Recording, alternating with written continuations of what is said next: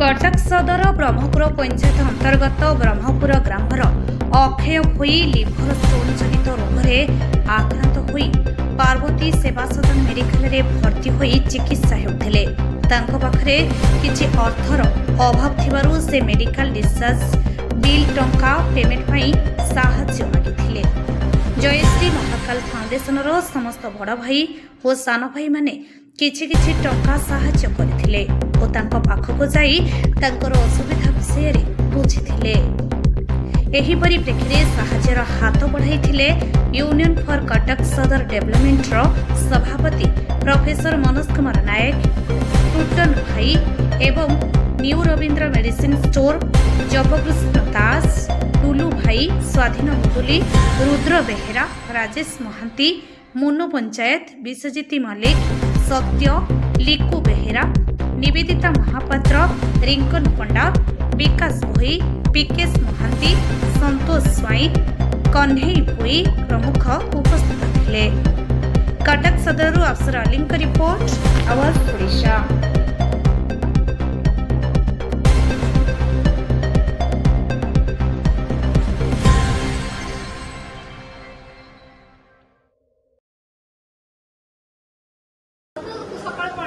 आगुरु तो लगा आगुरु सपोर्ट तो मैंने आपण बुझुन जे पता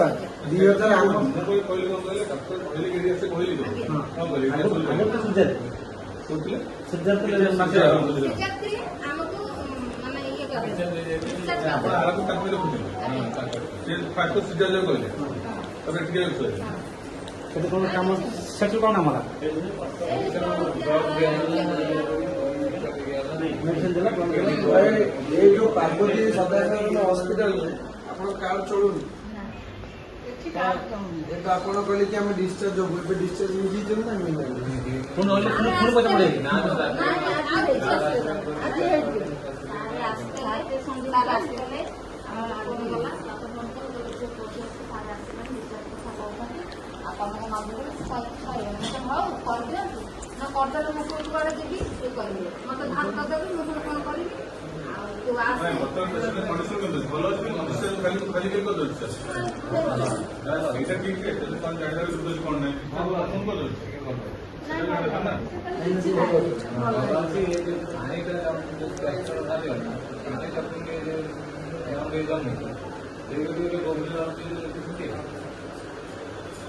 डेली खर्च करते तो नोले लो सब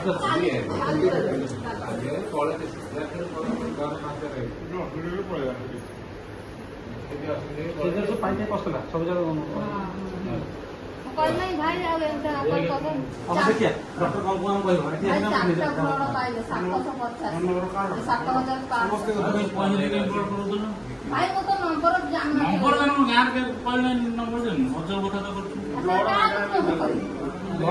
स्वतम कहले का तो 700 आपण ब्लड भाई जेबे जहां दरकार 7000 दी ब्लड किन हां तो आपण फोन माटे हम इमरजेंसी रे ब्लड देबा को जेहेतु हमर गोटे संगठन सामाजिक संगठन करछि हम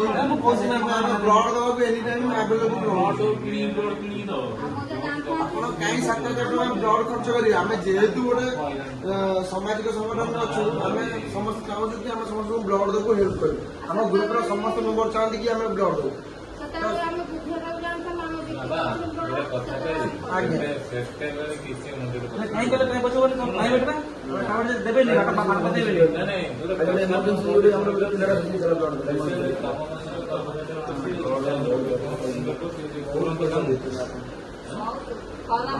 कारण देखो